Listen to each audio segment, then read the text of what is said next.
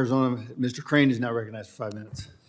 Thank you, Mr. Chairman. Thank you, everyone on the panel, for showing up today. I'm proud to represent over half the tribes in Arizona.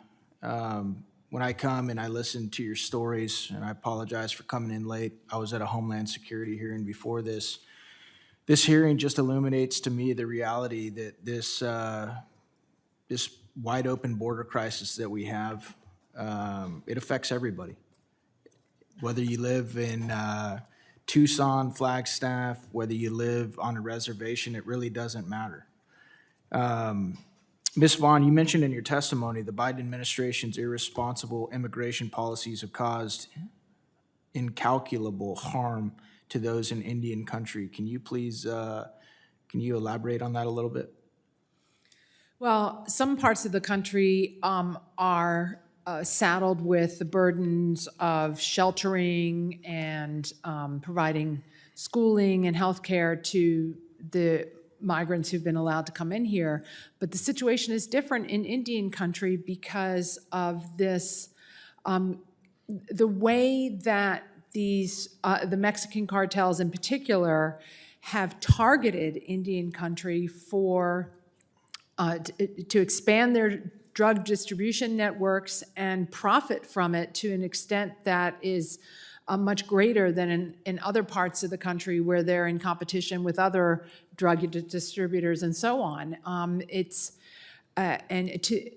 really horrifying to me to hear that the tribal leaders have received death threats for even, talking about coming to speak to Congress about it.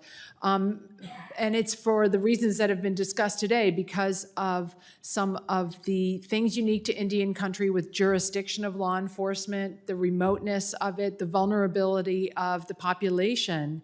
And I think that's why these issues deserve special attention from Congress. And there's a lot that you can do about this. There's a lot the president could do too, but that's why this is so important to have this hearing. Ms. Vaughn, if the president was here today, what would you tell him?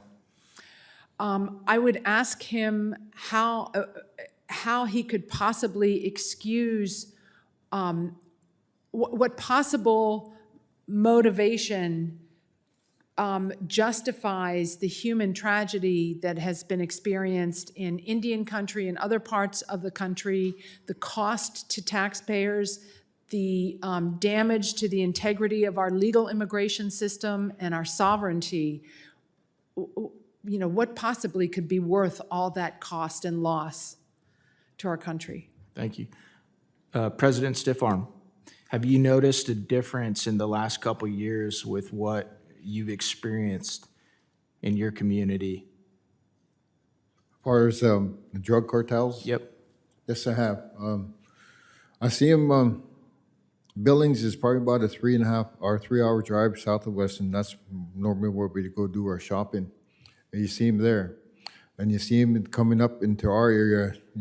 I say it's like disguised as construction workers or laborers. And they come to the border towns of the reservation and set up shop. And then eventually they'll find a mate on the reservation and move in. And it is pretty scary when we get threats when we're going to speak about them. But we got to think of not my future or anybody else's future. We got to think of our children's future, our babies, and the ones that have not been born yet, brought into this world.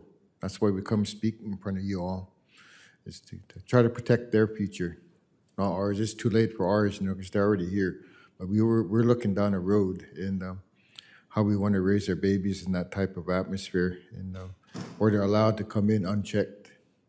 And then, most importantly, we don't have jurisdiction over them in the first place. If we do catch them, what are we going to do?